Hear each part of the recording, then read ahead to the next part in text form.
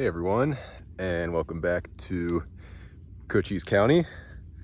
I'm in the woods here, and this video is about rainwater and the very first steps I am taking to manage rainwater on this property.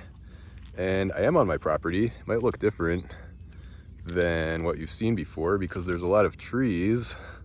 It almost looks like a riparian area or something. And when I first looked at this property, I noticed this area and how many trees were growing and stuff. And shout out to Sammy, my realtor. We were speculating that there might be like an underground seep or something because this is close to where the well is located. And that might be the case, but yesterday we had a big rain event and I came out here, and basically what was happening was all of the water was running down the street and collecting at the end of the road, and then there's a trench that was dug for the electric to come into the property. So kind of unintentionally there was a rainwater like funnel or swale.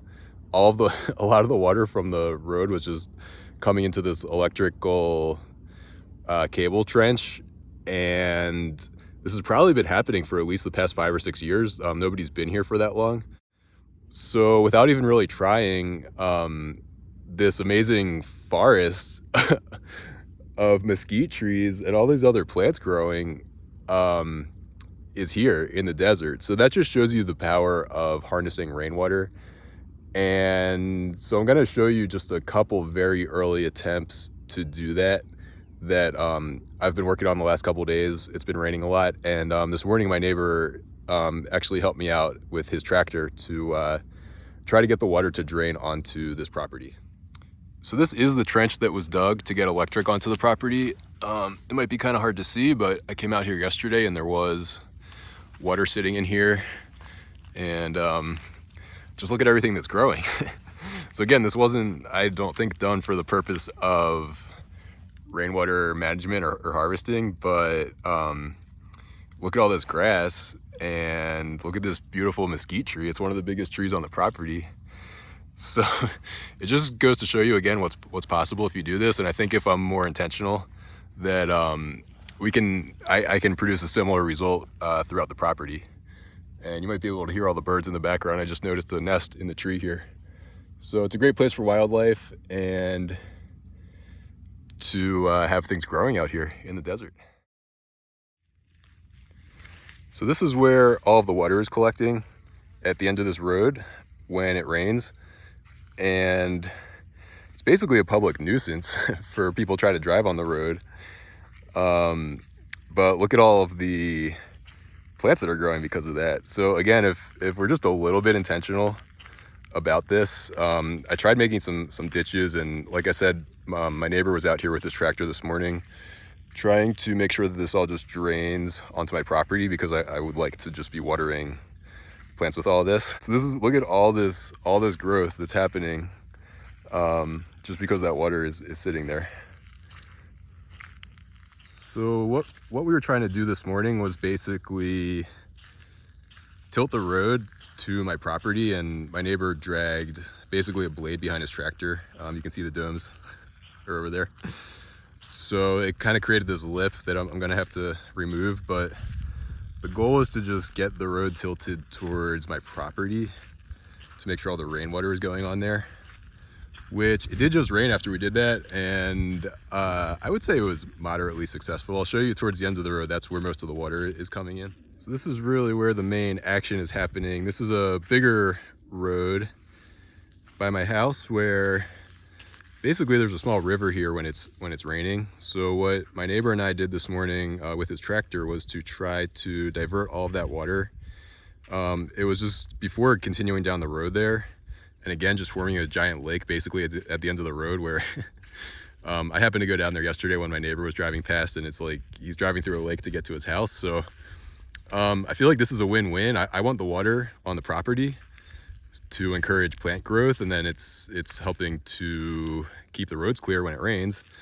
So the goal was to divert the water onto the property here, and you can just see how much less plant growth is happening here without the water. So over time, it'll be interesting to see if I can make this corner of the property look more like what I showed you before, starting from relatively barren. There's a couple mesquite trees growing out here. And it would be great to have more things growing, especially on this side of the property. That's predominantly where the wind is coming from. So to have more wind breaks and also kind of like a privacy barrier. And this is the high point of the property, which is good for the rainwater management. So that's that. I had water coming through here today. A lot of water came in actually, and this thing wasn't even fully operational yet. So this is like a pet project.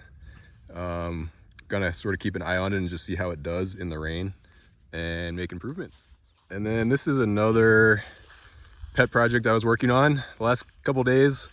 Again, there's a small river coming through the road here, and I'm like, I can use all that water, you know? So I made this ditch, and again, it was kind of working. I made a small dam here, which the water was overflowing a little bit, but a lot of it came into this trench that I was digging, and a lot of water came onto the property as a result of this.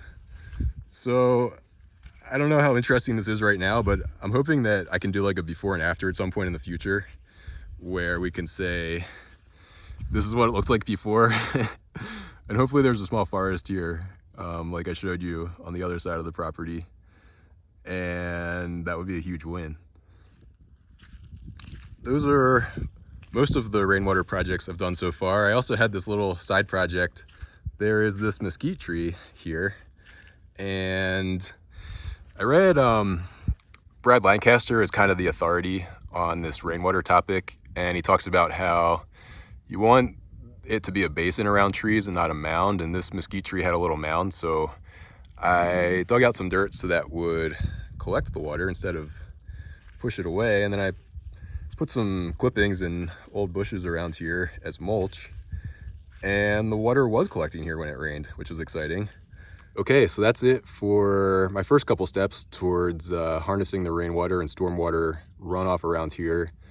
And I just think this is so important. To me, this is gonna make or break this project. If I'm able to use rainwater in a smart way to help things grow, then I think this property can really flourish and have a lot of life and be very productive. And if we don't do that, then that's how we end up with deserts, is just what we have now. What I have now is the water's just running down the road into a big puddle at the end, and it's not doing anyone any good. So it's really this shift from treating rainwater like a waste product to really the most valuable thing that we have is water falling from the sky for free. We just have to put in the work to take advantage of it. And like I said, Brad Lancaster, he's really an authority on this topic. And fortunately for me, he lives in Tucson, which is not very far. He actually has courses you can take, which I intend to do kind of when the house work dies down. And shout out to my friends Sam and Freddie. They've already taken that, so let me know how I'm doing. I'm kind of just winging it at the moment, but there is a method to all this, and so I have a lot to learn and experiment with. But I'm excited. This has been really fun for me, and I want to at least get the water running onto the property, and then can have a more sophisticated like berm and swale kind of a thing set up in the future. But yeah, I just wanted to give you a little taste of what the monsoon has been like. So that's it for now, and I'll talk to you later.